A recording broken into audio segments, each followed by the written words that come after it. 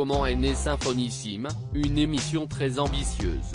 Yvan Cassard, l'idée était de faire venir un orchestre à la télévision. On a tendance à oublier cette palette extraordinaire que constitue un orchestre. On devait enregistrer 2 émissions au début du premier confinement. Et nous avons fini par tourner en novembre. Au début du deuxième. Et cela a été un grand bonheur de se retrouver. Mais avec les mesures sanitaires, il y avait quand même 20 mètres entre moi et le plus éloigné des musiciens. Comment avez-vous travaillé avec les artistes? Tout le monde était très motivé. On a choisi ensemble les chansons et le type de version qu'on voulait proposer. Il y en a environ 25 par émission. L'intérêt du projet est de montrer qu'un orchestre ce n'est pas un vieux truc pourri, ce n'est pas ringard. Que va-t-on écouter?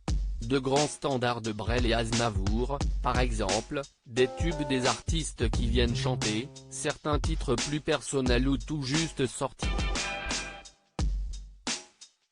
Il y a Louane, Vianney, Camélia Jordana, Christophe Maé, Calogero, Carla Bruni, Julien Doré. J'ai même réussi à faire chanter Alain Souchon avec un orchestre symphonique, lui qui préfère être accompagné à la guitare. J'ai vécu ces émissions comme une bénédiction. On voyait dans les yeux des artistes qu'ils s'étaient éclatés sur scène. Et il y a aussi de délicieux petits moments musicaux improvisés dans les coulisses. Vous avez collaboré avec Mylène Farmer, Claude Nougaro, Florent Pagny et, surtout, Johnny Hallyday. Quel regard portez-vous sur votre parcours? Je suis resté plus de 15 ans le directeur artistique de Johnny.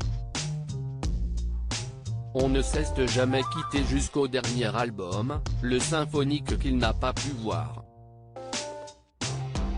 Si estime mon travail avec Mylène Farmer qui m'a conduit à lui et au concert de 1998 au Stade de France, où l'on a joué 6 titres avec un orchestre. Moi qui sors du conservatoire, je ne m'attendais pas à faire autant de chansons. TF1 va fêter les 20 ans de Star Academy. Avez-vous été invité à cet anniversaire, vous qui en avez été l'un des jurés? Non. Je n'ai fait qu'une saison, l'avant-dernière sur TF1, en 2008. J'avais beaucoup hésité avant d'accepter. Mais je ne garde un très bon souvenir. Star Academy m'a changé. J'ai appris à parler. Moi qui ne m'exprime habituellement que par mon piano.